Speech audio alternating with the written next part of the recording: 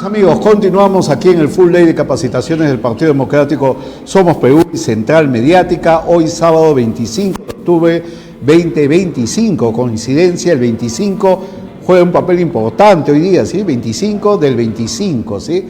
Podemos jugarnos una tinca el día de hoy, ¿sí?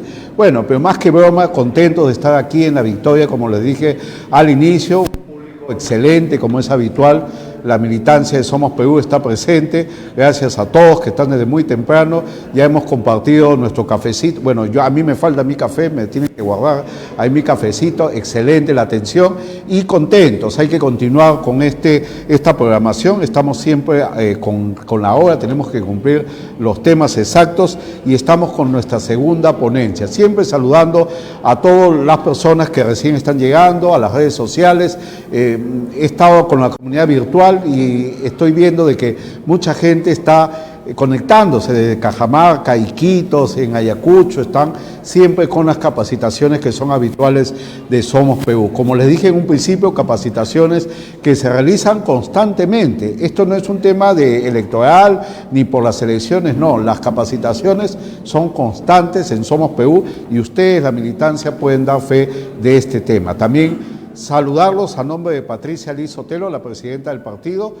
se comunicó con nosotros, está contenta del público, de la capacitación y yo les reitero el saludo de parte de la presidenta del partido, así como de toda la familia somista y de todo el público peruano, porque estas capacitaciones son abiertas. Acá no se necesita un carnet partidario, ni que no, acá es para todos los peruanos que estamos informándonos. Bueno, pasamos a la segunda ponencia. Es un tema vital, como les dije, fuera de cámaras, el calendario electoral viene con distintos temas, las tachas, las impugnaciones, las inscripciones que ya van a comenzar a darse, las elecciones internas, también hay mucho que comentar. Así que vamos a dar la presentación de Central Mediática con la segunda ponencia el día de hoy. Adelante, por favor.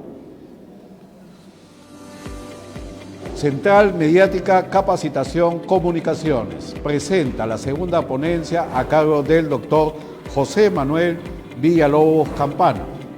El tema calendario electoral.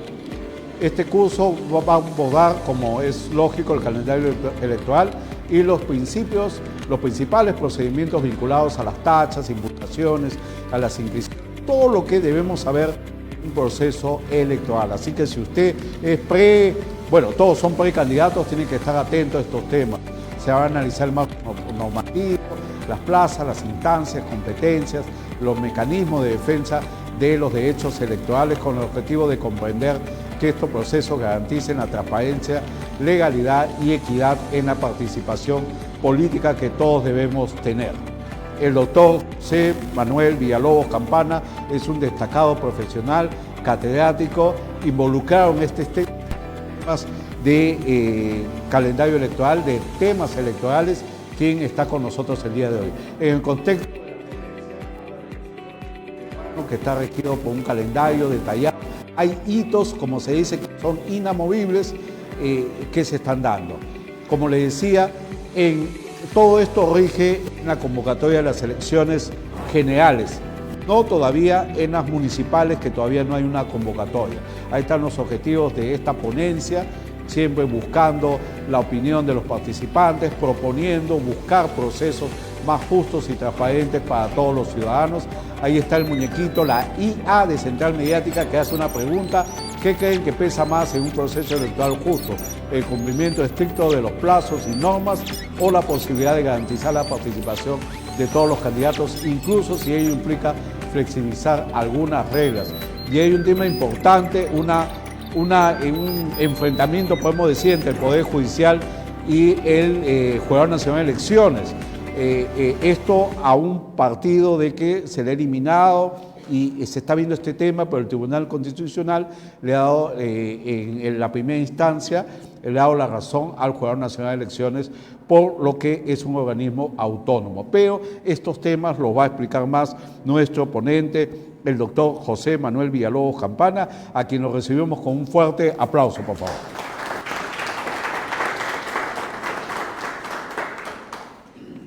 Bien, muchas gracias, muy buenos días. Primero agradecer a Central Mediática que me ha convocado en esta mañana para capacitar a todos los militantes, simpatizantes, amigos del importante partido peruano Somos Perú. Así es que te agradezco también, amigo, por convocarme. Y bueno, tenemos una hora 20, hora media para poder hablar de los principales aspectos de las elecciones generales. Saludo también a mi directo amigo José Aviedo, con quien han tenido ustedes una mañana interesante. José es uno de los mejores especialistas en temas parlamentarios y de técnica legislativa. A quien le interese el tema de la técnica legislativa, Pepe tiene más de 3 libros en la materia, así que para cómo hacer una ley, cómo formular una ley, él lo explica muy bien. Pues bien, yo me dedico al tema electoral, me pueden seguir en las redes sociales como Dato Electoral, por eso saludo a todos los que nos vienen siguiendo a través de las redes sociales y luego al final de la charla vamos a poder interactuar con las preguntas, todas las preguntas que las tengan, guárdenlas para el final y yo con todo gusto las voy a responder. Muy bien. La siguiente, por favor. El próximo año tenemos elecciones, ¿no? Tenemos 2 elecciones. Elecciones generales en abril y elecciones regionales y municipales en octubre. Hoy yo solo voy a hablar de las elecciones generales del 2026, porque si hablo de las regionales y municipales ya no me vuelven a invitar, ¿no? Entonces, hoy solo vamos a hablar de las generales. Seguramente en su momento también el partido va a realizar capacitaciones de ese proceso electoral, pero está junto, todo junto. Ven que ya en este momento nos encontramos en plena etapa de primarias. Las primarias son el 30 de noviembre. Ustedes, como partido, van a utilizar la modalidad de delegados. El 30 de noviembre todos los somistas van a tener que elegir a los delegados, para que esos delegados el 7 de diciembre elijan a los candidatos. En este momento los que quieren ser candidatos en la plancha presidencial, diputado, senador, Parlamento Andino, están inscribiendo sus candidaturas ante los órganos electorales descentralizados de Somos Perú. Bien, entonces estamos en el momento de las primarias. El 12 de abril, como saben, son las elecciones generales y seguramente el 7 de junio vamos de todas maneras a tener una segunda vuelta entre las 2 fórmulas presidenciales que alcancen la mayoría de votos. Pero en paralelo también el próximo año, les dije, hay elecciones regionales que tendrán elecciones primarias en el mes de mayo del 2026, es decir, antes de la segunda vuelta, saliendo de la elección, ya vamos a estar con la elección primaria, pero seguramente en abril o marzo, antes de la elección general, ya será la inscripción de las candidaturas de las primarias. Por eso que los partidos van a tener un trabajo arduo y complicado, porque tu cabeza va a estar en la elección general, pero también vas a estar planificando la elección primaria de las regionales y municipales. Doble esfuerzo. El 4 de octubre son las elecciones generales y en regiones, en departamentos donde hay elecciones regionales, puede haber segunda vuelta entre los 2 candidatos más votados para elección regional, siempre y cuando ninguno haya alcanzado el 30%. Para ganar el gobierno regional hay que obtener mínimo el 30% de votos. La siguiente, por favor. Y bueno, este es el cronograma electoral. Dentro de la ponencia pusieron que hay que hablar del cronograma electoral. El proceso electoral, digamos, es un proceso, digamos, dinámico que tiene hitos, tiene etapas. Empezó desde el año 2024 el cronograma. ¿Por qué? Porque se estableció por el Congreso que para poder ser candidato en las elecciones generales, es decir, para poder ser candidato a presidente de la República, candidato a senador, diputado, Parlamento Andino, tenías que afiliarte a un partido político, en este caso a Somos Perú, al 12 de julio del 2024. Entonces, quienes no tengan afiliación partidaria para al 12 de julio del próximo año no pueden ser candidatos en las primarias de Somos Perú, ni de ningún partido. Solo podrían ir a través de la cuota de invitados. Bien, y bueno, el cronograma electoral ha ido avanzando. En este momento, como les dije, estamos en la inscripción de candidaturas para primarias. Las primarias van a ser para elegir por delegados y el 7 de diciembre la elección de delegados. Y bueno, ahí viene ya el cronograma a partir de diciembre, el 23 de diciembre, en víspera de Navidad, los candidatos que hayan sido elegidos ahora en las primarias de Somos Perú, luego el 23 de diciembre como máximo tendrán que inscribirse oficialmente ante los jurados electorales especiales. Esa ya es la etapa final, porque tú puedes ser candidato en las primarias, ganar en las primarias, pero luego decides ya no inscribirte, participar de las elecciones y no te inscribes, para eso se eligen accesitarios. La candidatura oficial entonces se concreta en diciembre con la inscripción definitiva ante los jurados electorales especiales. Y a partir de ahí empezará, una vez que los partidos presenten sus planchas y sus listas de candidatos, empezará la famosa periodo de tachas, donde cualquier ciudadano podrá cuestionar, impugnar las candidaturas. Eso lo vamos a ver en la segunda parte de la exposición. Bien, la siguiente, por favor. No se nota mucho, pero no los quería preocupar, pero les quería mostrar la famosa cédula de sufragio, cómo es que vamos a votar. Esto es muy importante conocer aquellos que van a ser candidatos o que van a apoyar candidatos. Más que estar promocionando tu nombre, tu símbolo, tu nombre en las paredes, eso no te va a ayudar a que la gente vote por ti, porque la cédula es enorme. La cédula es enorme. Tú tienes que enseñarle al elector dónde va a estar tu símbolo, dónde tiene que votar por ti. Más que llenar la calle de paneles, el panel te va a confundir. Hay que ir casa por casa a decirle, oye, vota así, porque la gente se va a confundir. ¿Y por qué es importante eso? ¿Cuántas elecciones van a haber? ¿2? No. ¿Cuántas elecciones va a haber? 4, no. ¿Cuántas elecciones van a haber? 3. Son 5 elecciones. Son 5 elecciones en una. ¿Por qué? Porque cada elección es independiente. La primera es la elección presidencial. La segunda es la elección del Senado por distrito único nacional. La tercera es la elección del Senado por distrito múltiple o por cada departamento. La cuarta es la elección de los diputados y la quinta es la elección del Parlamento andino. Son 5 elecciones. Son 5 elecciones, son elecciones simultáneas, se llama en el derecho electoral, que se llevan a la misma vez. Bien, entonces, sigamos con el ejercicio. A ver, si son 5 elecciones, ¿cuántas veces vamos a tener que votar? ¿5 veces? ¿Una sola vez? No, pero no puedes votar una sola vez. ¿Una? No. ¿Cuántas veces hay que votar? No, señor, porque son 5 elecciones. Tengo que votar por cada, ahí serían 5 votos. Pero ¿cuántas veces hay que votar? Con los preferenciales. Ahí está, con los preferenciales. Hay que votar 12 veces. 12 veces. Claro, ¿por qué? Porque en la elección presidencial es mi primer voto. ¿Ya? Puedo votar por el símbolo o por la foto del candidato. Bien, entonces van uno, ¿ah? Luego tengo que pasar a la elección del Senado Nacional. ¿Qué es lo que primero tengo que hacer? Tengo que marcar, votar por el partido. Marco el símbolo del partido. Ahí van 2 votos. Pero además puedo hacer mi voto preferencial. 2 votos preferenciales. Entonces tengo que anotar el número de mis candidatos.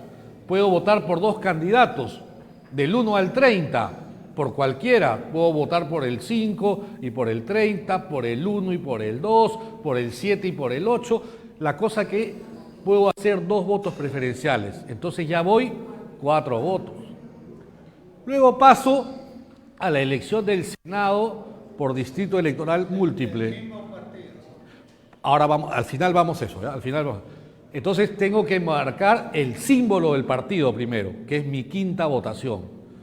Pero además tengo que hacer o puedo hacer el voto preferencial, pero un solo voto preferencial en esa elección. Entonces voto ahí. En Lima, el partido por Lima, para Senado por Lima, va a tener 4 candidatos, del 1 al 4. Puedo votar por el 1, puedo votar por el 4, puedo votar por el 3, puedo votar por el 2.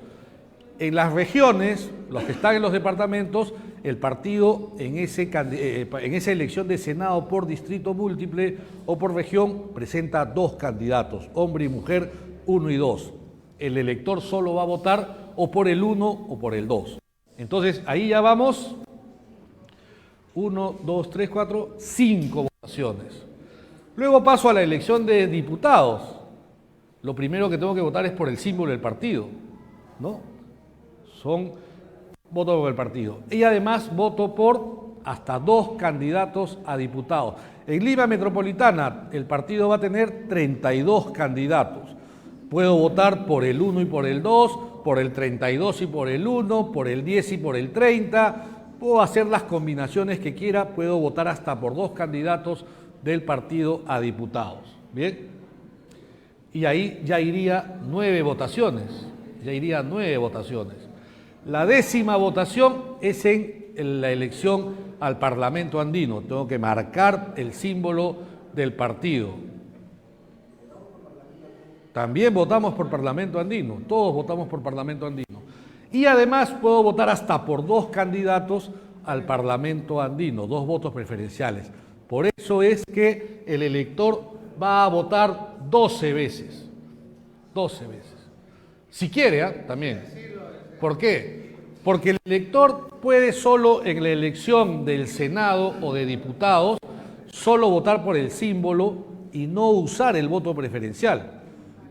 O puede votar, en el caso donde hay doble voto preferencial, solo votar por un voto preferencial. Pero la opción te da hasta 12 votaciones. ¿Qué pasa cuando un elector no hace uso del voto preferencial, que, ojo, es la mayoría?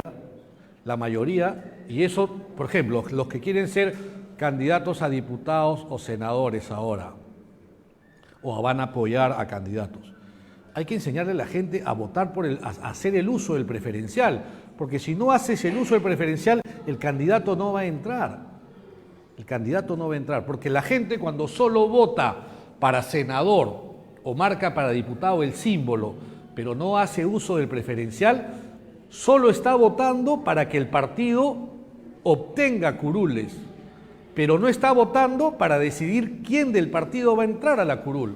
Y a ti como candidato, si bien es cierto, primero te debe interesar que el partido tenga más votos para que tenga más curules, también obviamente te va a interesar que tengas tú los preferenciales, si no, no vas a entrar.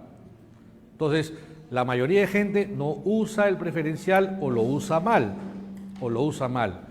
Y también es una costumbre en el Perú, y por eso que todos quieren ser el 1 y el 2, la gente usa el preferencial de manera automática por el 1 y el 2.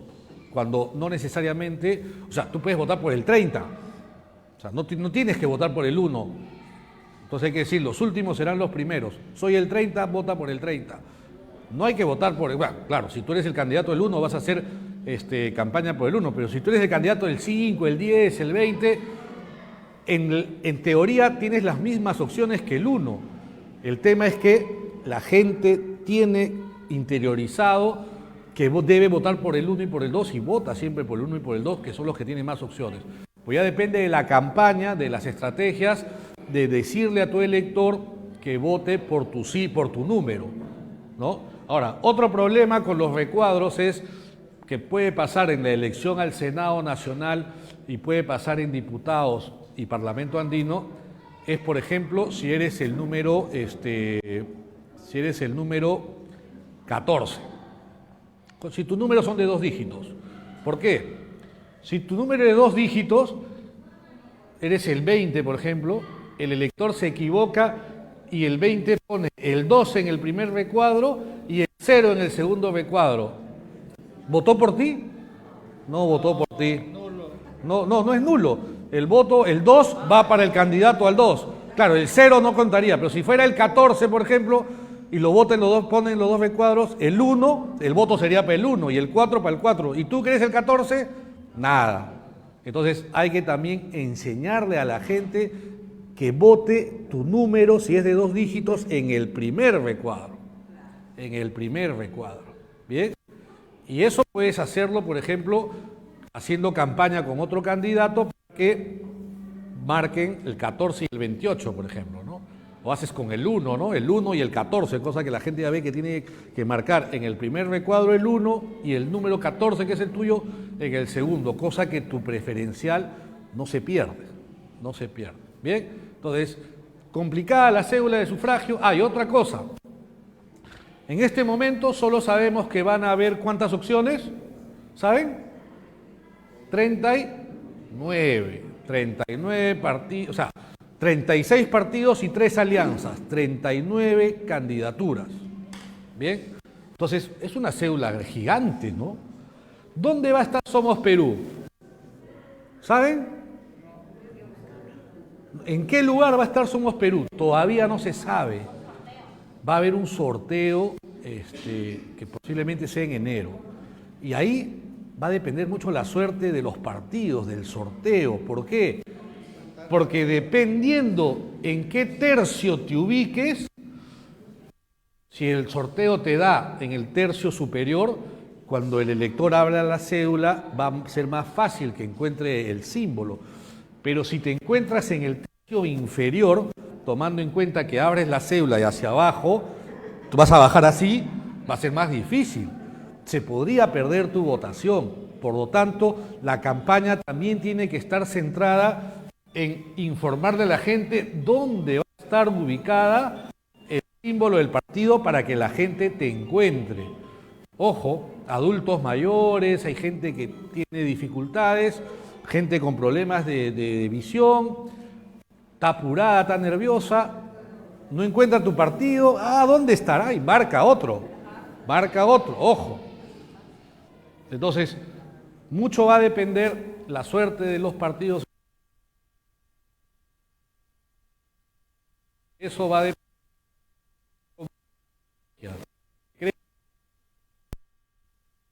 Pintando la pared, hay que hacer trabajo calle, cara a cara, con tu cédula, te haces cédula y vas y le dices a toda tu familia,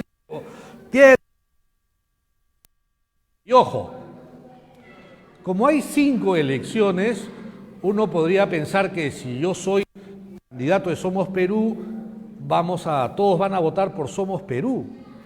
Pero ojo, la gente podría votar por Somos Perú en una elección, pero en la de Senado votar por otro partido y en la de diputados por otro partido. Es decir, podría cruzar el voto. Lo ideal para ustedes como partido es que el voto sea lineal. Entonces ustedes tienen que hacer campaña, educar para que la gente vote lineal. Pero si van a ser personeros, sepan que no se sorprendan si es que hay votos cruzados. No vayan a estar diciendo es nulo, porque no va a ser nulo, ¿no? Pero ustedes tienen que fidelizar a sus seguidores para que voten en línea. Te puedes bajar, eso sí, si quieres. Pero la ideal del partido es, ustedes pueden decirle a la gente, solo vale lineal. Si lo cruzan, se anula para que la gente vote lineal por ustedes. Pero ya es la estrategia de ustedes en la campaña. Lo legal es que puedo votar por cualquier partido. Bien. Dicho eso, ¿cuántas veces vamos a votar? 12. ¿Cuánto demorará eso? La ley dice que el elector en la cabina secreta solo puede estar 1 minuto. Pero esa ley era del 97, cuando no había elección del Senado, no había elección del Parlamento andino, y ahora ese minuto va a quedar corto. Entonces, ¿qué va a generar eso? Va a generar que cuando vayamos a votar, la fila de votantes se va a demorar porque el tráfico, digamos, en votar va a ser más lento, ¿no? Va a ser más lento. ¿Qué otro problema genera una cédula de esta envergadura con tantas elecciones? ¿Quiénes van a ser miembros de mesa? Pobrecitos. Pobrecitos. ¿Por qué? Porque el conteo de los votos y el llenado de las actas, mira, son 5 elecciones, son 5 actas por 5, son como 25 y 6 personeros, 50 actas llenar y firmar. Y el conteo, hay que contar primero la presidencial, hay que contar la del... El pobre miembro de mesa, la verdad. En Lima va a haber un sistema de la OMPE computarizado para contar, va a ser más fácil, pero en provincia no va a haber ese sistema y todo va a ser manual. Dígame, señor. Sí, claro, es una sola cédula. No va a haber 2. En una sola cédula están las 5 elecciones, para todo. En una sola cédula. Perdón, las dimensiones de la cédula. Es 44 por 42. Ahí está. 44. ¿Así, más o menos? Sí. Sí, no, 42. Claro. Sí, más o menos será así. Más o menos así. ¿No? Y así de ancho. 44, perdón. Es 44 de largo y 42 de ancho. O sea, es una cédula, casi una cartulina. No, casi una cartulina, por eso. ¿Y cómo sería para los que están en el extranjero? Igual, porque los peruanos en el exterior también van a elegir a sus senadores, también van a elegir a sus diputados. ¿Sí? Hay un senador por el peruanos en el extranjero, hay 2 diputados por peruanos en el exterior, votan por los senadores del Distrito Electoral Único, votan por Parlamento Andino. O sea, la cédula es igual en todos lados. La cédula está troquelada, tiene 5 secciones y tiene unos puntitos en cada sección para que al final se desglose, pero para el conteo. Pero al momento de votar es una sola unidad. Es una sola unidad. ¿Bien? ¿Preocupados por la cédula?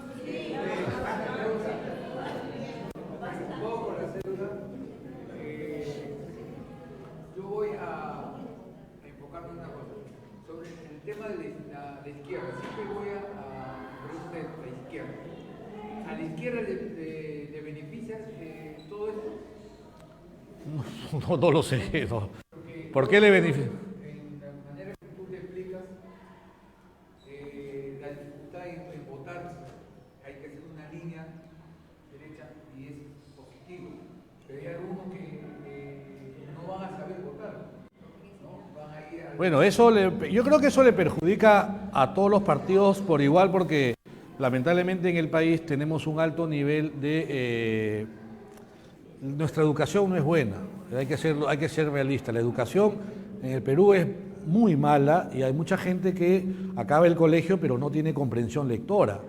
Entonces, yo creo que va a afectar tanto a partidos de derecha como izquierda y centro, porque los electores son igual para todos. Más aún en provincia. Por eso yo decía que acá no solo hay que salir en TikTok, hay que pintar las paredes. La campaña tiene que ser prácticamente como ir a enseñarle a leer a alguien, ¿no? Entonces tienes que ir face to face y explicarle, oye, comparito, esta es la cédula, aquí está mi partido, estos son mis números, y hacerlo practicar aunque sea. Habrá que hacer videos didácticos. En vez de sacar un TikTok hablando, haces un video didáctico diciendo, hola, soy el candidato tal, estoy en el 1 o estoy en el 15, pero haces el video para que la gente vea y se lo acuerde. Si no, va a llegar a la cámara secreta, ¿cómo se llamaba mi amigo? Era el 20, ¿no? Y el corazón, no veo, estoy apurado. Y la gente en la fila está, ¡apura! ¿No? Ya la gente vota y se va. Entonces, adelante. Primero él y... Mi pregunta es que para las elecciones se instalan los personajes y los personas son los que van a batallar sobre ese tema porque van a votar mal. Y el personal tiene que ser capacitado para ver todos los errores que comete uno. Claro, el señor pregunta que, es un aporte, él dice que los personeros van a tener un trabajo fundamental el día de la votación en el escrutinio, porque se van a presentar muchas casuísticas de votos nulos, ¿no? Entonces eso tendría que trabajar el partido en una sola jornada sobre el rol del personero y la casuística de qué es un voto nulo, es un voto... Recuerden que, ¿quiénes han sido personeros acá? Ya, varios. El trabajo del personero no es muy fácil porque el presidente es el que lee y dice, somos Perú o el otro partido y el personero ni lo dejan ver. Entonces tú tienes que pedirle, oye, un momentito, no puedo tocar la cédula, pero pásala despacio para que yo la mire, ¿no? Eso se llama la lectura del voto, porque a veces el presidente, como ya se quiere ir, ya son las 1 de la mañana, lo pasa y pasa lo que quiere, ¿no? Entonces hay que tener mucho cuidado. Tiene una inclinación o puede tener una inclinación, eso es verdad, ¿no? Los miembros de mesa es cualquier ciudadano que puede tener, incluso puede ser de un partido y no lo sabe, entonces puede aprovechar para, si el personero es Monse, se lo almuerzan y pasan lo que quiere. Adelante.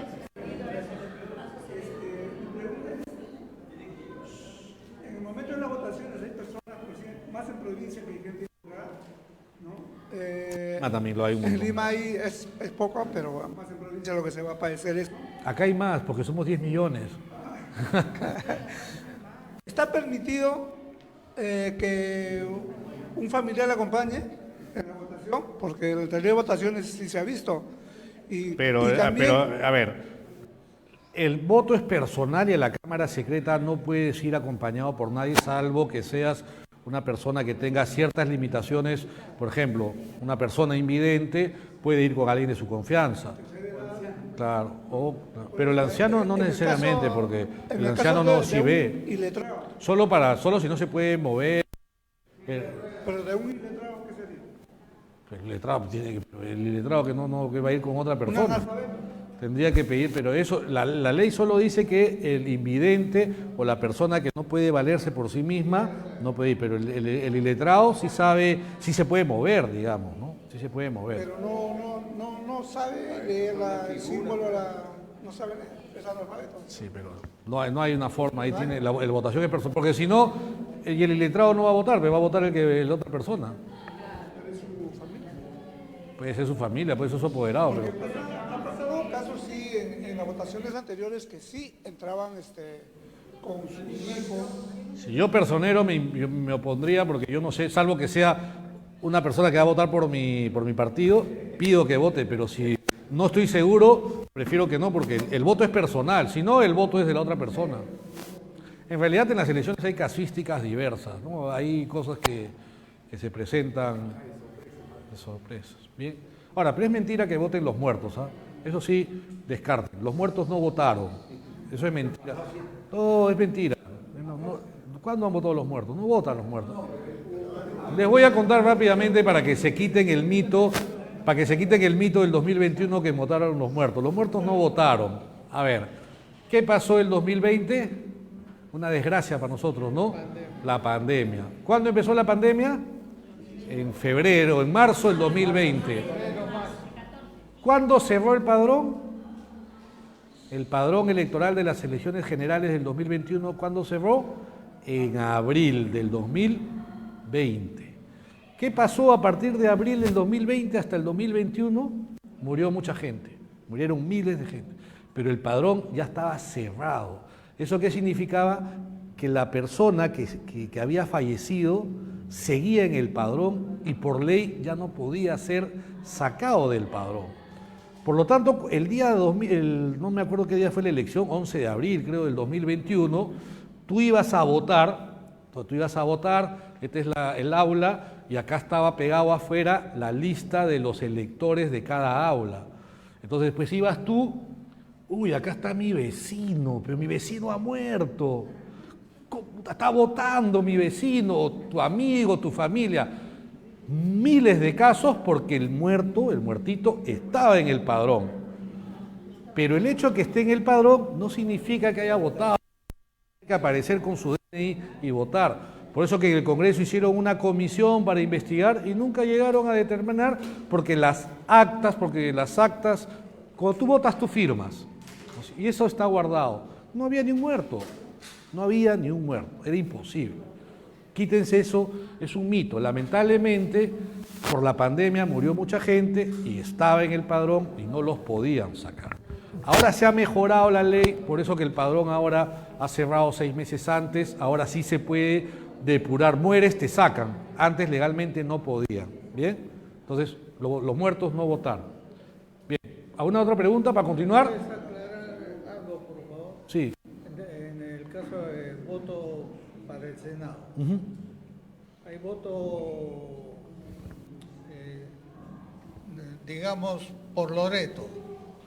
Hay un candidato por Loreto. Yo que soy de Lima, no puedo votar por ese. No pasa a votar por Loreto. O sea, Pero me dice que hay 2 votos para senadores. a ver, voy a tratar de explicarlo bien.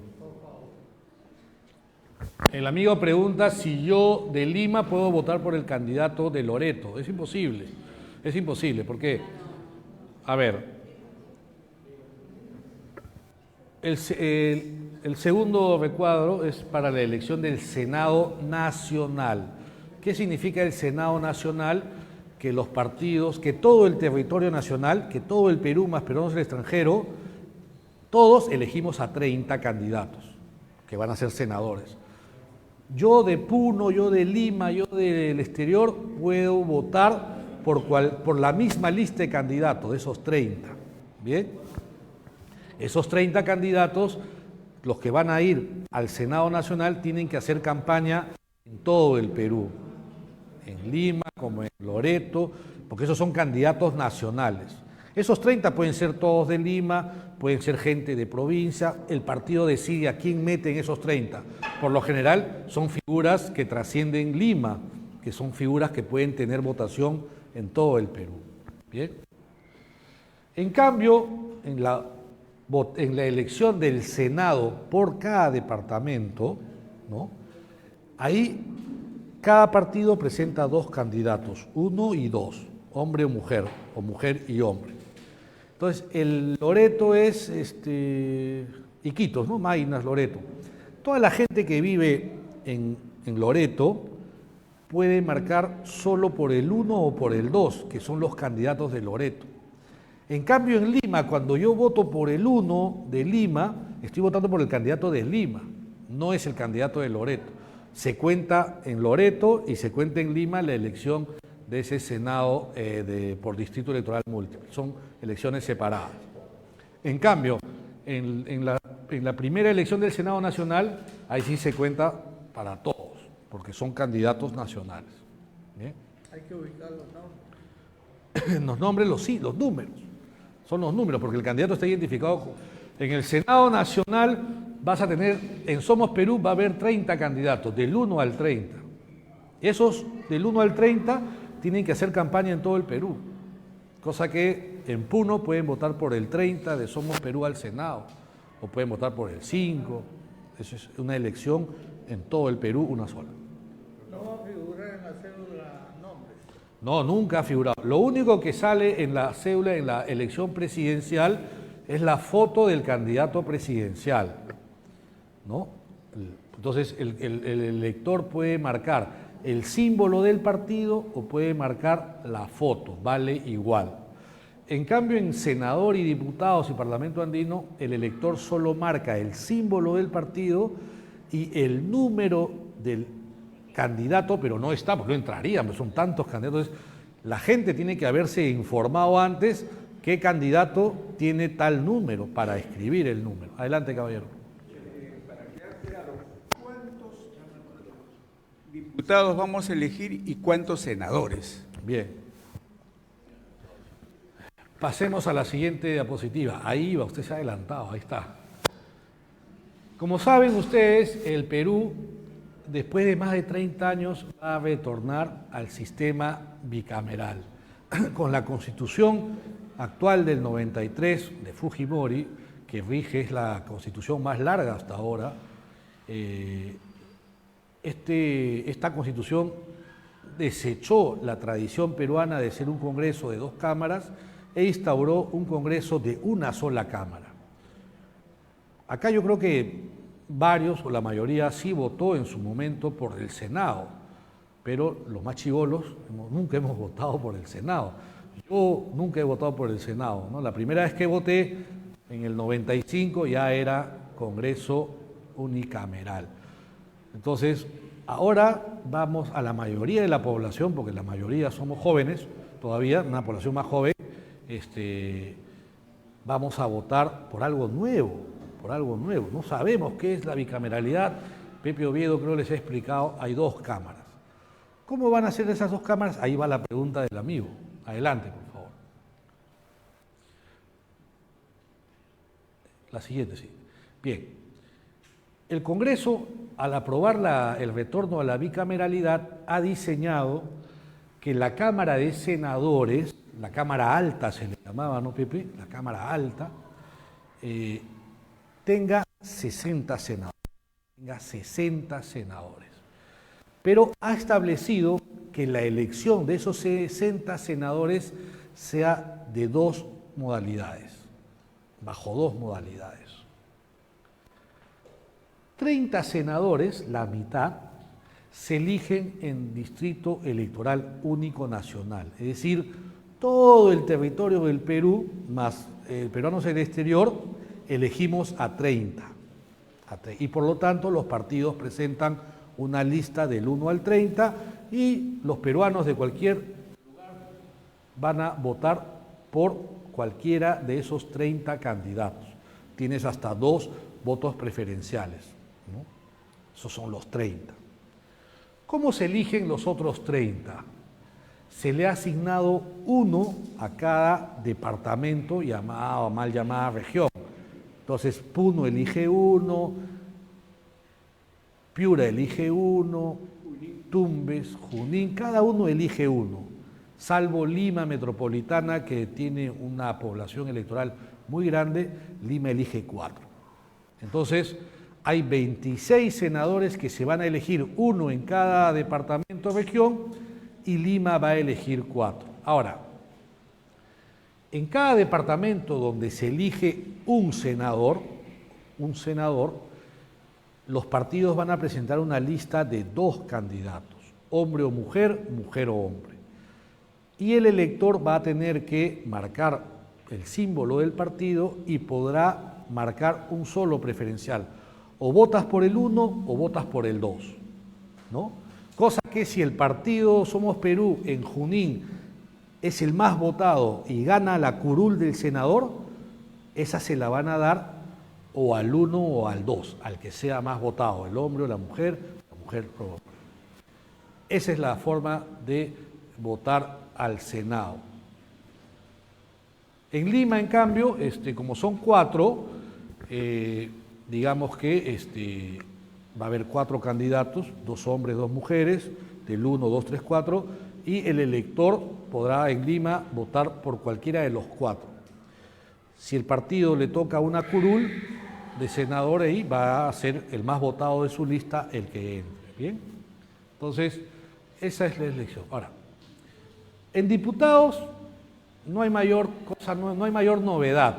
En realidad es un cambio de nombre, porque la elección de diputados es igual a como hemos venido eligiendo a los congresistas. No ha cambiado nada, hay más que el nombre.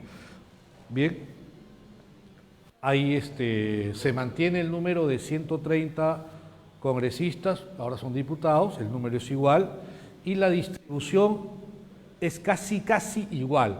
Lo único que ha cambiado es que Madre de Dios, que tenía un solo congresista, ahora va a tener 2 diputados, y Lima, que tuvo 33 en el 2021, ha disminuido a 32.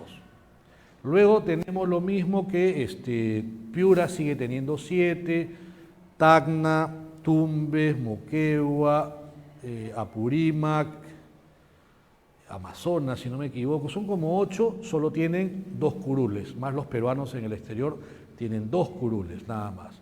Luego Puno tiene 5, Cusco tiene 5, La Libertad tiene 6, Junín no me acuerdo si es 4 o 5, ¿bien? Y Lima, que es la más grande, ¿bien? Ahora, se fue la diapositiva. Vamos a imaginarnos, ¿cuál es el sistema electoral que se aplica para la elección de senadores y diputados? En el caso de la elección de los senadores por cada departamento donde se elige uno, el sistema electoral que se va a aplicar es el sistema electoral de mayoría. ¿Qué significa un sistema electoral de mayoría? Que la regla señala que el que gana la elección se lleva todo o se lleva la curul en competencia. No es difícil de entender. El que gane en Tumbes la elección de senador se va a llevar la curul de senador. El que gane en Puno la elección de senador, por distrito obviamente, se va a llevar la curul, porque es sistema de mayoría. Es como la presidencia de la República. El que gana el cargo. En este caso, el que gane la elección se va a llevar la curul.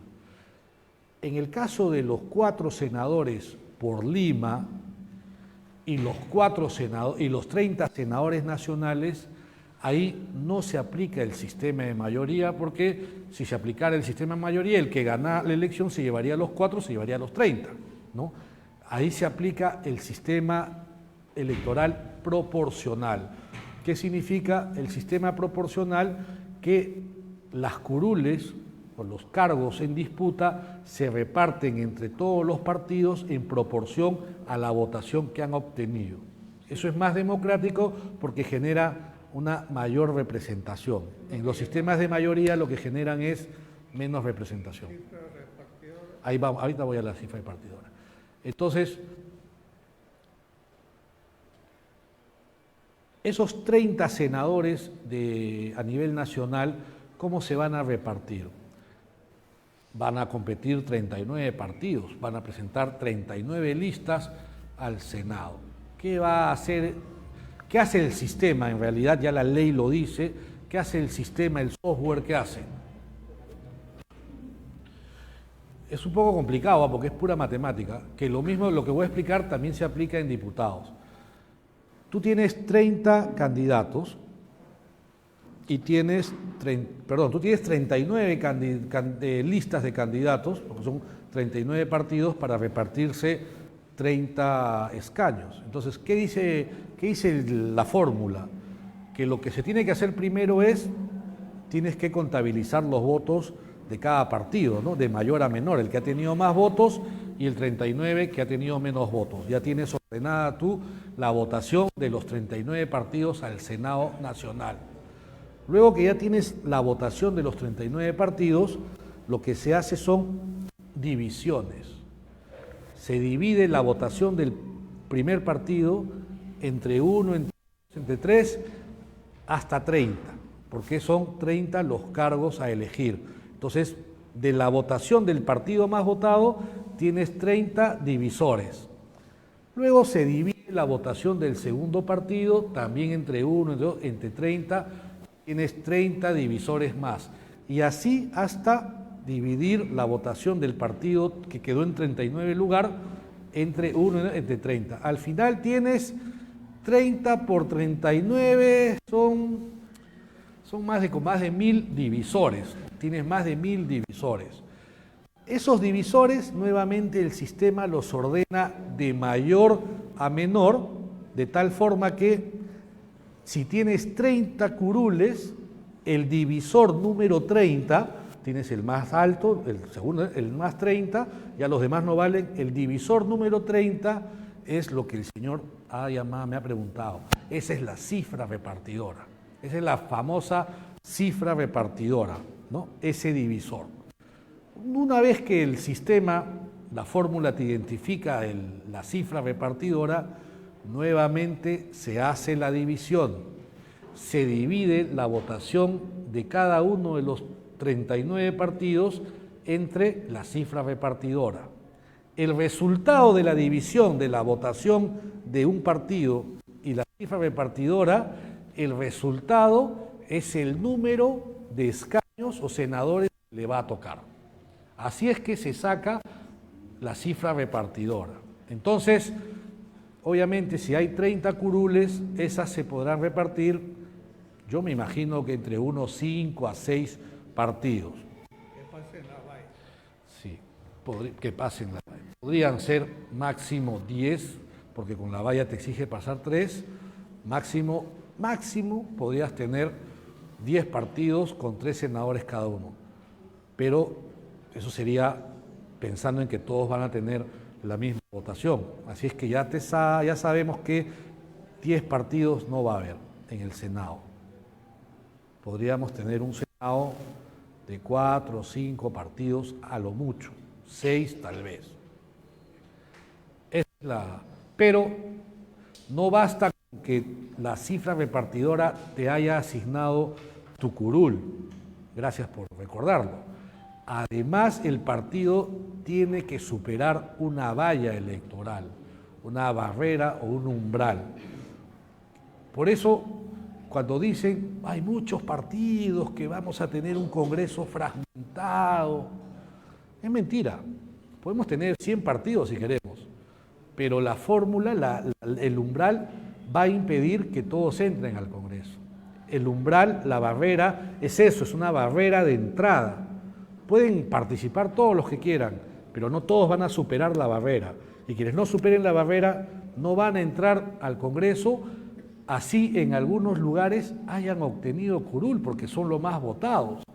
De nada te sirve ganar la curul en Puno, de nada te sirve ganar la elección en Tumbes, si es que en el global no tienes los votos necesarios para pasar la barrera. ¿Y cuántos son esos votos? Es el 5% de la votación, sea en diputados para acceder a la Cámara de Diputados o sea en senadores para acceder a la Cámara de Senadores. Pero además, el partido pasó el 5%.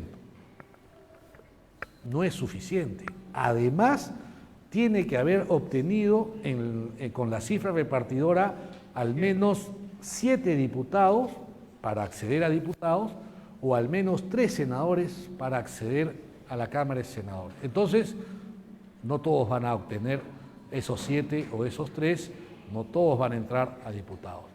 El ejemplo más claro para entenderlo es lo que pasó con el Partido Morado en el 2021. El Partido Morado en el 2021 pasó el 5% raspando de votos, pero solo había ganado 3 congresistas. Esos 3 congresistas entraron al Congreso. Pablo, ¿cómo se llama? Paredes y Málaga entraron. Porque al 2021 la barrera decía 5% o 5% de curules, era condicional, o una o la otra. El Congreso la ha cambiado y ahora es 5% y 5% de curules. Son 2 requisitos, antes era 1. Entonces ahora no va a pasar el caso de los morados. No va a haber un partido que, porque más que haya pasado el 5% de votos, tenga solo 3, tenga solo 4, o tenga solo 5, o tenga 6 diputados. Tiene que tener 7. Si tiene 6, murió. Por las puras ganó porque no se lo van a dar y ahí se lo van a dar al siguiente partido. Lo mismo en senadores, lo mismo en diputados. Entonces, la cosa está más difícil. La cosa está más difícil. Recuerden que George Forsyth, que creo que va a ser candidato a ustedes, en la elección pasada con el partido que fue, se quedó, su partido no pasó la valla, no pasó la valla, no pasó la valla. Está raspando, pero no pasó la valla. Entonces, está complicada la cosa ahora con esta valla. Un favor, amigo Villalobos. La valla está dada por la votación congresal. Sea diputado, sea, sí. La votación presidencial, tu candidato puede pasar a la segunda vuelta. Puede ser votadísimo. Tu candidato presidencial puede tener 10%, 8%, 20%, 30%, lo que quieras. Pero si la lista al Senado o la lista de diputados no tiene el 5% como mínimo, no pasa la valla. O sea, son...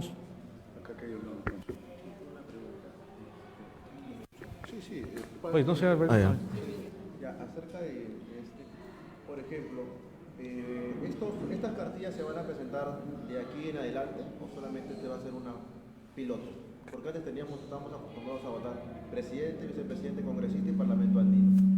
Porque ahora vamos a votar en 5 volutas. A ver, el joven pregunta si solo por esta vez vamos a votar por 5 elecciones o es un piloto. No, se ha modificado la Constitución. Entonces, a partir de ahora en adelante, salvo que se vuelva a cambiar, vamos a elegir senadores y diputados. Lo que podría variar, lo que sí podría variar para el 31 es la forma de elegir senadores. De repente no funciona esta elección que va a ser mixta de 30 nacionales y 30 por departamento y de repente se vuelve nacional o todo por departamento como son los diputados.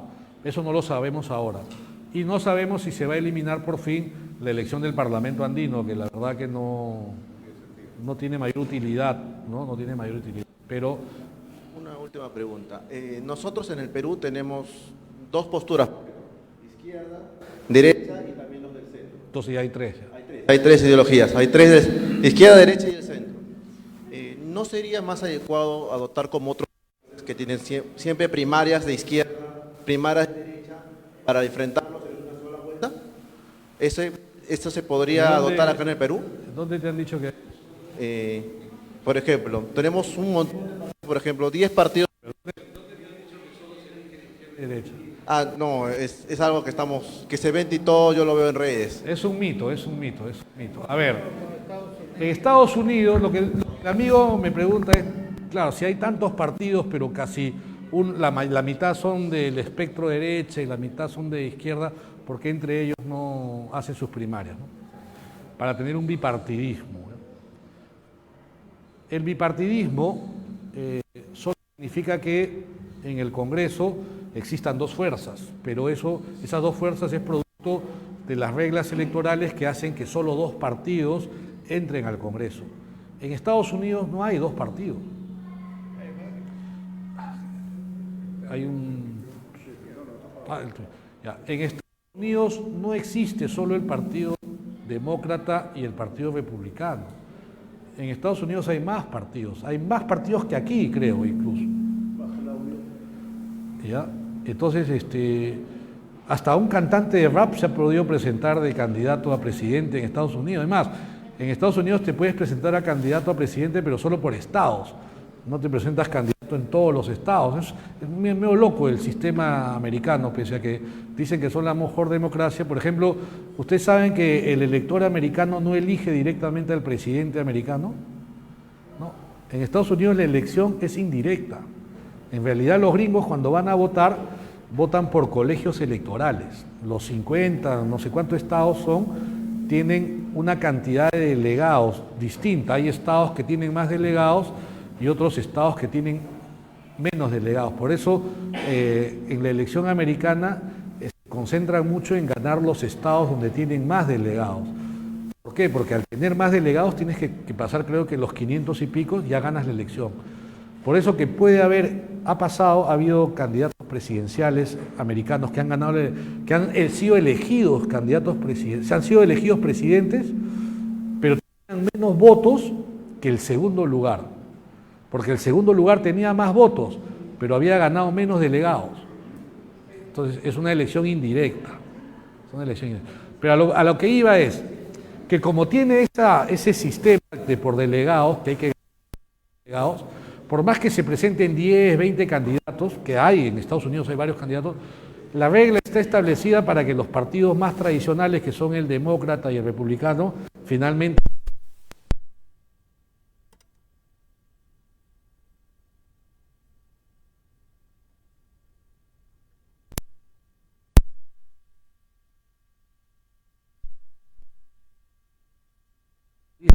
pero ahora hay hasta 6 partidos, ¿no? Que con las reglas se han creado. Lo que tú más llamas es a por qué no hay alianzas o coaliciones, como hay en Chile, por ejemplo. En Chile hay muchos partidos, pero sí tienen la cultura de hacer alianzas y partidos afines se juntan y lanzan una sola candidatura presidencial. Lo mismo funciona en la Argentina. En cambio en Perú no, en Perú tenemos muchos partidos y cada uno quiere ir por su cuenta, ¿no? Ese es un tema ya, creo, cultural. Pero hay 3 alianzas confirmadas. Sí, pero hay 3 alianzas irrelevantes, digamos. Los partidos grandes saben que iban a pasar la valla solo, ¿para qué voy a jalar a un enano que se va a colgar de mí? ¿No? Es como llevar una garrapata, ¿no? Con el perdón de los amigos que han estado en las alianzas, pero son partidos pequeños. O sea, PPC no va a pasar la valla solo, tenía que ir subirse a alguien. Pero el porcentaje de la valla sube también. Eso es relativo, pero es 1%, no se le hace más difícil, ¿no? Pero igual, solo no lo va a pasar. Me voy a hacer una alianza, pero con otro que entre enanos no van a alcanzar tenían que subirse a un partido grande y los partidos grandes dijeron no, porque no me suma y además tengo que luego repartir mis candidaturas. Entonces, los partidos pequeños que han hecho alianza la tienen difícil, ¿no? La tienen difícil. Y claro, la valla se les hace un poquito más alto. Aunque la ley está confusa, ¿eh? La ley está mal redactada. Al final para todos va a ser 5%. Adelante, creo. Sí, terminando ya en las elecciones para municipales, va a tener el mismo contexto No, me contrataron para hablar solo de la general. No, estas son las reglas de las generales. Sí, las elecciones municipales y regionales tienen otras reglas, son distintas. En la elección municipal el alcalde gana por sistema de mayoría. El que gana la elección se lleva todo, incluso se lleva la mitad más uno de los regidores para garantizar gobernabilidad. En cambio, en el Congreso no, por más que el presidente gane la elección, no necesariamente. Mira, Kuczynski ganó la elección, pero tenía 17 congresistas. No hay relación entre la votación presidencial con los curules que obtienes.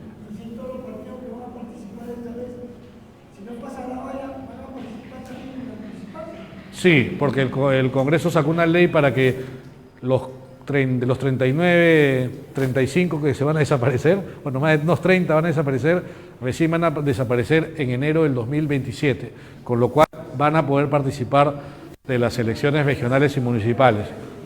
Cosa que va a haber muchos alcaldes el 27 que no tengan partido. El 2 de octubre. El 7. El 26. No, el 7 de octubre son. Bueno, pero entran el primero de... Y entran el 1 de enero del 27. ¿Usted se refería así más o menos como el modelo de Venezuela, ¿sí? Son las alianzas, ¿sí? No, a veces para que gane Maduro, pues.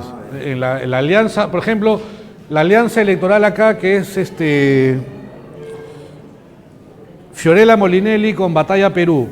Son dos partidos, pero usan un solo símbolo. O sea, que en el Perú la alianza electoral es una alianza que te obliga a tener un solo símbolo en la cédula de sufragio. En Venezuela, para que gane Maduro, se alianza de varios partidos y está la cara de Maduro en toda la cédula para que gane. Sí, no, eso es antidemocrático. Sí. ¿Va de corrido o hay break? De corrido. Ah, ya me quedan 15 minutos ya. Cansa esto, ¿no? Ya. La siguiente, por favor. Bueno, no, es que en realidad lo que les he explicado ha sido lo medular. Ya con eso se entiende. Lo demás ya es lo demás lo leen y lo van a entender. Lo demás ya son los cambios normativos que ha tenido el Congreso para esta elección. Se suprimieron las PASO. Yo soy un enemigo de las PASO. ¿Las PASO qué eran? Eran unas primarias abiertas, simultáneas, obligatorias. ¿Qué iba a hacer con las PASO? Que cualquiera de los que están afuera en la calle, que ni siquiera conocen nada del partido Somos Perú, iban a venir a votar y decir, oye, que este va a ser el candidato de Somos Perú. Es un modelo que lo habían traído de la Argentina, que ni siquiera ha funcionado. Iba a hacer que ahora en noviembre los 27 millones de peruanos vayan a votar, lo cual iba a implicar un gasto de unos 1.000 millones de soles, solo para hacer las PASO, porque es igual que la elección de abril. Para mí me parecía que no iban a funcionar porque en el Perú los partidos, digamos, y ustedes también hagan su golpe en el pecho, los partidos no tienen más de un candidato presidencial. Son muy raros los partidos donde pueden haber más de un candidato presidencial. Las PASO estarían pensadas cuando sí puede haber una real competencia, pero en partidos donde van a presentar listas únicas, un solo candidato, llamar a todos los peruanos para que ratifiquen eso, es inútil, es inútil.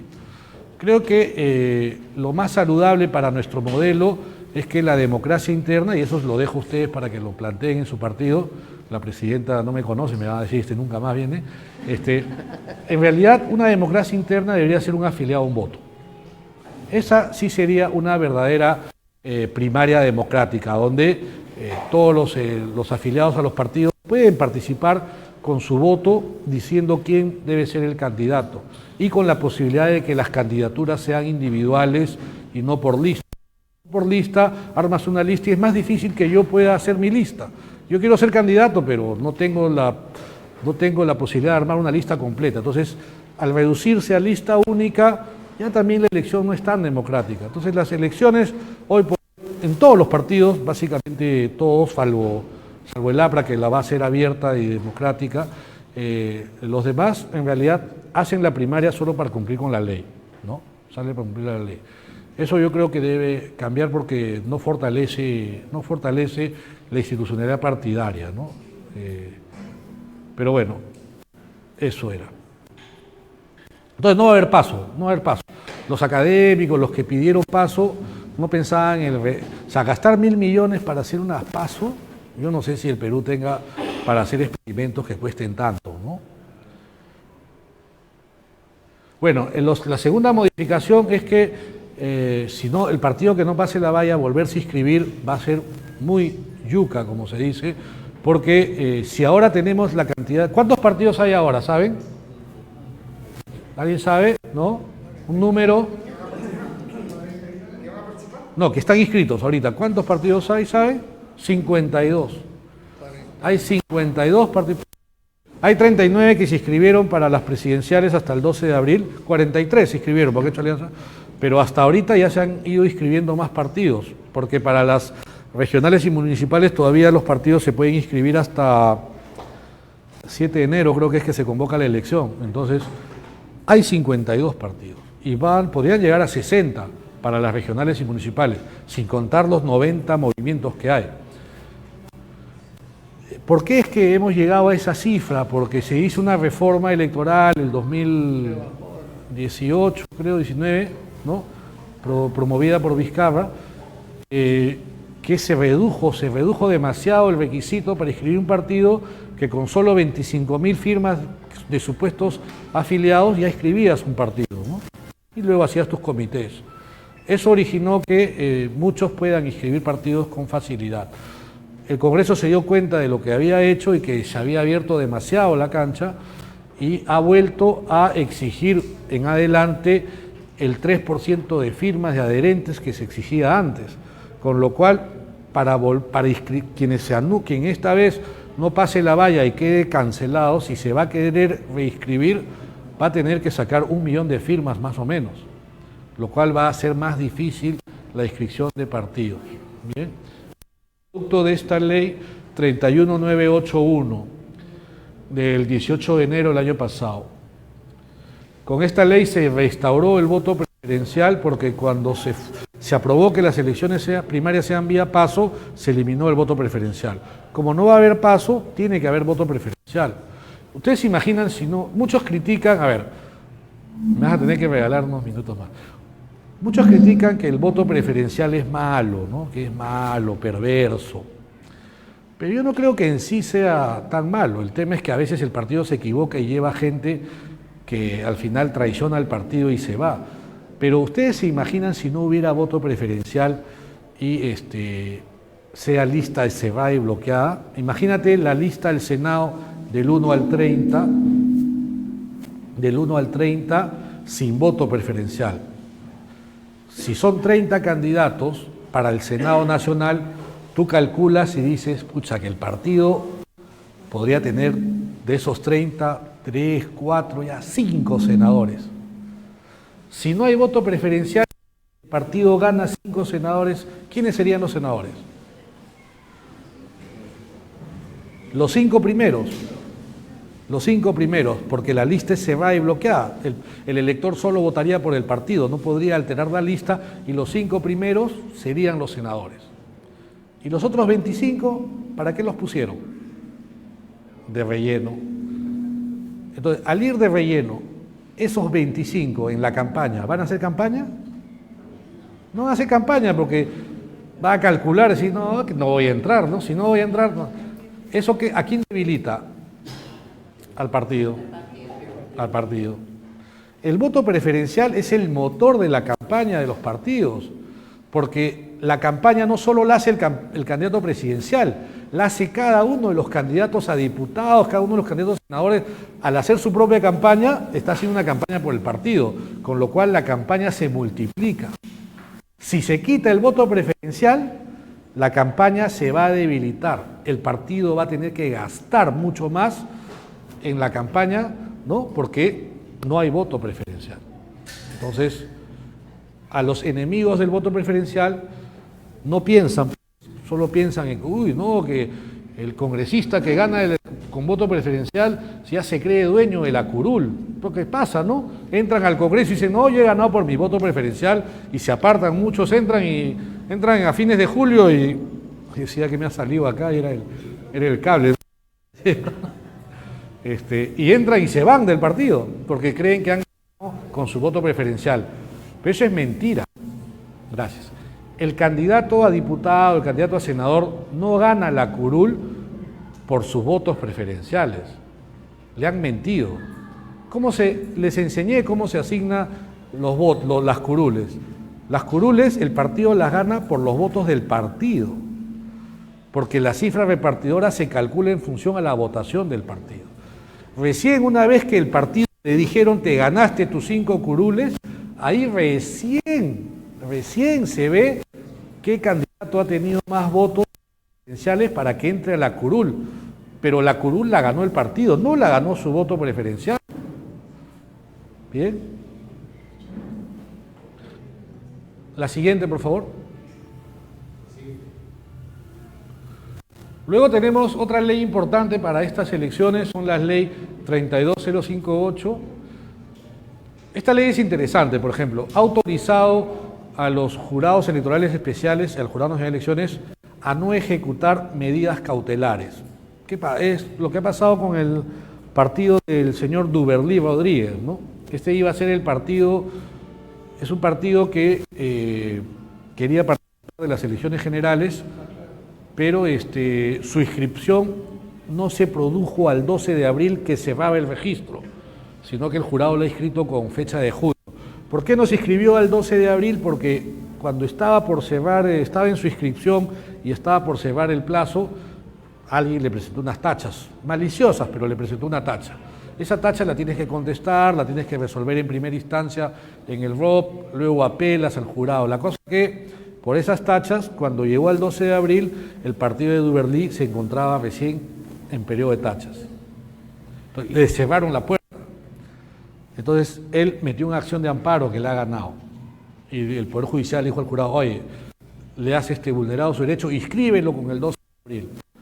Pero el jurado, utilizando esta ley y algunos criterios que ya el Tribunal Constitucional hace más de 20 años había dicho, es que una acción de amparo, la decisión del Poder Judicial no puede ir en contra del cronograma electoral. Si el cronograma electoral ya cerró, no puede venir el juez a abrirlo y decirle que por la ventana entre un partido. Puede resultar antidemocrático, pero son reglas que se tienen que cumplir. Si no, pues ¿para qué están los cronogramas? En cualquier momento metemos gente. Entonces, Duberlí Rodríguez ha ganado su amparo, pero el jurado se ha ido al Tribunal Constitucional y una cautelar en una competencial ha ratificado lo que ya se sabía. Las acciones de amparo no pueden abrir el cronograma electoral. ¿Bien? Sin embargo, los que vayan a ser candidatos en el 2026, ahora de candidatos a diputados, senadores, y también puede ser de alcalde después, hay casos donde el jurado te excluye la candidatura o te tacha, ¿no? Y tú sales de la contienda. Tú puedes ir en amparo con una cautelar. Si esa cautelar la obtienes antes de que la lista haya quedado inscrita definitivamente, sí se puede cumplir la cautelar y te reponen de candidato. Pero si el amparo viene después, es ahí ya por las puras ganaste. ¿Bien? Por las puras ganaste. Bien, ya quedan 10 minutos. Hagamos preguntas mejor, si tienen preguntas, porque ya lo demás, ustedes tienen preguntas puntuales. A ver, rápidamente, por ejemplo. Vamos. Requisitos para ser candidato a senador. Ya no me voy a mover. Requisito para ser candidato a senador, tener mínimo 45 años de edad. ¿A qué fecha? Al 23 de diciembre, que se inscriban las listas este año en el jurado. Tiene que haber la persona cumplido los 45 años para ser candidato a senador, y si no tiene 45 años, haber sido congresista. ¿Bien? Para ser diputado, el requisito es tener 25 años de edad cumplidos al 23 de diciembre de este año. Para 25 años. Y candidato presidencial y vices, 35 años. Pregunta, ¿puedo ser yo candidato a senador por Puno o candidato a diputado por Puno viviendo en Lima? ¿No? ¿Sí? ¿No? Ya. Depende del DNI. A ver, los únicos requisitos para ser candidato en las elecciones generales, presidente, diputado, senador, es cumplir la edad mínima que se exige y tener la ciudadanía en ejercicio, no tener una condena penal vigente que te impida. No te pide domicilio ni haber nacido. No se confundan con la elección regional y municipal, donde para ser candidato a alcalde, regidor, tienes que vivir en el distrito, en la provincia o haber nacido. Para ser diputado o senador, solo tengo que ser peruano de nacimiento, la edad y mi DNI. De tal suerte que yo, que vivo en Lima y he nacido en Lima, puedo ser candidato a senador o a diputado por peruanos en el exterior, así nunca haya viajado. Puedo ser candidato por Puno, así ni conozca Puno. Puedo ser candidato por cualquier lado, ¿ya? No te exigen requisito de domicilio. El partido decide si te manda. Claro, es más difícil que yo sea candidato en Puno porque no tengo un arraigo con Puno, nadie me conoce. Pero si me dan el uno, de repente la hago. ¿Alguna pregunta, por favor? El ciudadano que ha cometido un delito no puede postular. Gracias, buena pregunta. Ayer han condenado a un congresista por terrorismo, ¿no? Al señor Bermejo, 15 años. 50, 15, ¿no? El hecho de que lo hayan condenado en primera instancia ya le impide ser candidato, porque el artículo 34A de la Constitución en el Perú se impide ser candidato con una sola sentencia. De repente uno se alegra, pues dice, ese terruco ya que no postule, ¿no? Pero yo como abogado tengo que regirme al derecho. Para mí es muy peligroso que en el Perú se impida postular a una persona con una sola sentencia. ¿Por qué? Porque ¿qué tal si esa persona, olvídense si es Bermejo, cualquiera, qué tal si esa persona que hoy por un juez ha sido condenado, luego al otro año en la apelación dicen que es inocente y ya no postula?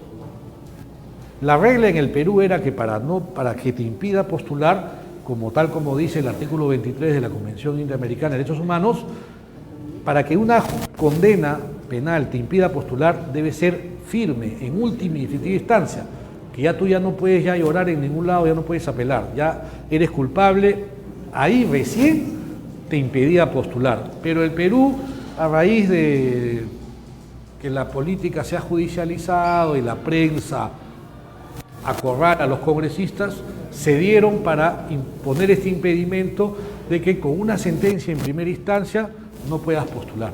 Eso es muy peligroso en un país con una justicia como la nuestra, politizada, donde los jueces son provisionales. Que no les sorprenda que a un candidato conocido en cualquier momento antes de diciembre le metan una condena y lo dejen fuera. Le acaba de pasar al patita este de Trujillo, que estaba haciendo su campaña con los guacos eróticos.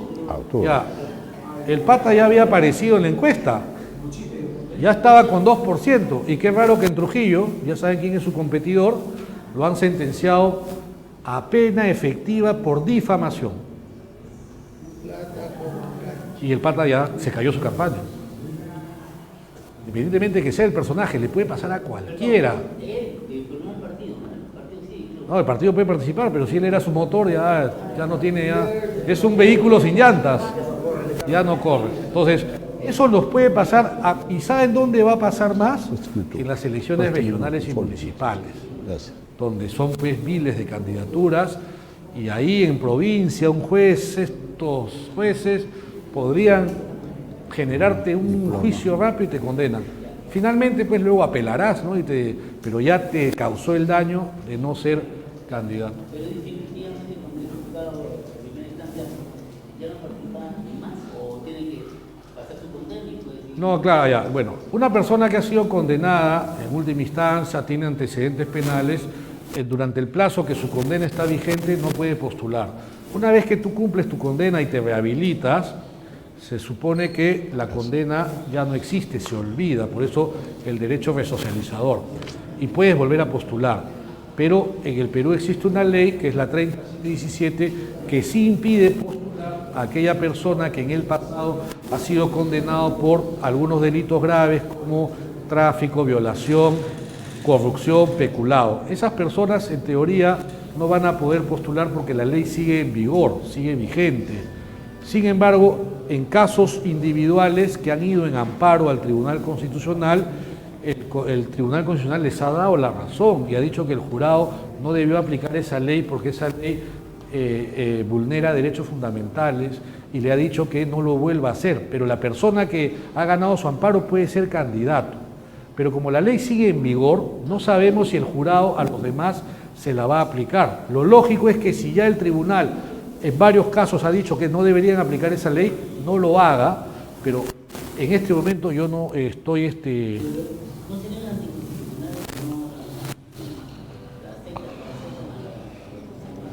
O sea, el jurado puede hacer dos cosas.